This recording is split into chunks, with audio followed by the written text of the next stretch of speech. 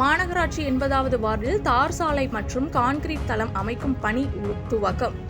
கோவை மாநகராட்சியின் 80வது வார்டுக்குட்பட்ட அசோக் நகர் மற்றும் அதற்கு உட்பட்ட பகுதி, கெம்பட்டி காலனி, எல்ஜி தோட்டம் ஆகிய பகுதிகளில் பொதுமக்களின் கோரிக்கையை நிறைவேற்றும் வகையில் தார் சாலை அமைக்கும் பணி மற்றும் கான்கிரீட் தளம் அமைக்கும் பணிகள் தொடங்கப்பட்டன. இந்த பணிகளை மாநகராட்சி பொது சுகாதார குழு தலைவரும் 80வது வார்டு கவுன்சிலருமான பே. மாரிச்செல்வன் கலந்து கொண்டு துவக்கி வைத்தார்.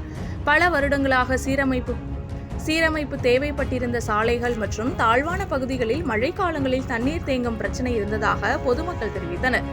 அதனை கருத்தில் கொண்டு சாலைகள் புதிதாக தார் சாலை அமைப்பதோடு தேவையான இடங்களில் கான்கிரீட் தளம் அமைக்கும் பணிகளும் மேற்கொள்ளப்படுகின்றன.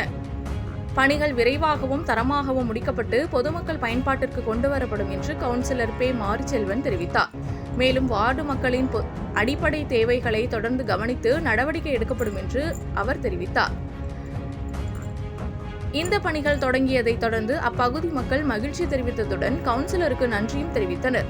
நிகழ்ச்சியில் உதவி இளம் பொறியாளர் நாகேந்திரன், சுகாதார ஆய்வாளர் தனபால், மாநில தீர்மானம் குழு இணை செயலாளர் நாச்சிமுத்து மற்றும் வார்டு செயலாளர் நா. தங்கவேலன் மற்றும் ராஜேஷ், வை. இளங்கோ, சந்துரு, சக்கரவர்த்தி, குமார், ரவி, பிரகாஷ், இளைஞரணி சக்திவேல், சரத், மங்கை ஆனந்த், ராமகிருஷ்ணன், கார்த்திக், முருகேசன் மற்றும் கழக நிர்வாகிகள், பகுதி பொதுமக்கள் கலந்து கொண்டனர்.